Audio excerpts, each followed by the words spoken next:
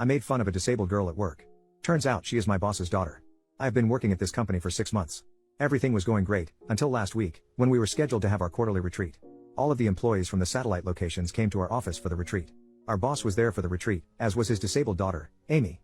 One of my coworkers told me Amy works at one of the satellite offices and I probably wouldn't have much interaction with her, but I should be nice.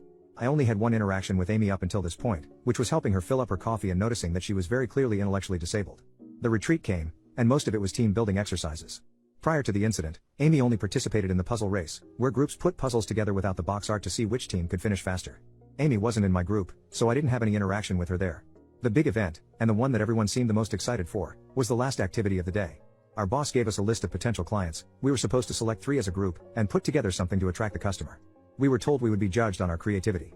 My group explained that we could do pictures, slogans, jingles, whatever we wanted. Each person expected to work on one individually, then work with their group to polish it up before it was presented to everyone. I went with a jingle, rhymed a few words, and recorded it. It was silly but fit the brand. My group gave me some pointers, we made some improvements, and I recorded the final product for submission. I helped my team with their projects until it was time to turn everything in. After everything was turned in, we gathered in the big conference room to critique each other. The owner went through them one by one. If it was a picture or storyboard, he'd put it up, read it, and we'd make comments. When my jingle was played, it got a lot of comments, not all of them good, and I took the feedback with a smile.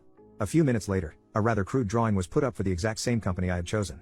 I immediately joked that, well, at least my jingle was better than that. Did a 3-year-old draw it? And laughed, to absolute silence. I was really confused because plenty of people had made jokes and everyone laughed.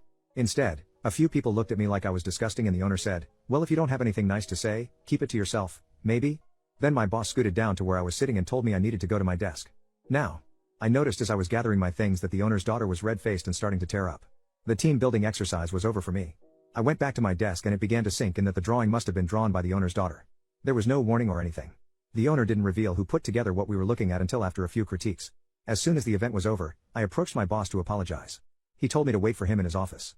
Long story short, I was fired. My boss said since I was still on orientation, he had decided I wasn't a good fit for the company, so it was better to let me go now. I didn't get much time to process it because my boss had already called security, who showed up fairly quickly, and escorted me to my desk to gather my things before escorting me out of the building. An hour later, I got a call from one of my former teammates, who asked if I wanted to join the team for a drink one last time. They needed it after the retreat, and felt bad that they didn't warn me. I wasn't feeling up for it, but I wanted to try and make sense of the whole situation, so I went to the bar. In the back of my mind, I was thinking that since I'm about to start looking for a new job, a few references from former coworkers wouldn't be bad since. I definitely won't be getting one from my boss or the owner of the company after everything that happened. The team explained that Amy comes to all of these retreats, and she always does some crude drawing like that. The team also shared more about Amy. Apparently she works at one of the satellite offices but doesn't really do anything. The people in charge of the office try to come up with stuff for her to do because she gets upset when she's bored. The team said the way the people who worked there described it, they were basically her babysitter so she wouldn't bother her dad all day when he spent most of his time there, and after he moved on to establish the new satellite office, he didn't take Amy with him because she liked all the friends she had at that office. They also said that her dad had harassed a few single guys at the office to take her on dates, which seemed pretty damn age or inappropriate, but he does own the company. My team said Amy desperately wants a boyfriend and wants to get married, which she talks about all the time. The consensus seemed to be that there's no way she actually understands how relationships or marriage works, and her dad probably put this idea in her head to begin with.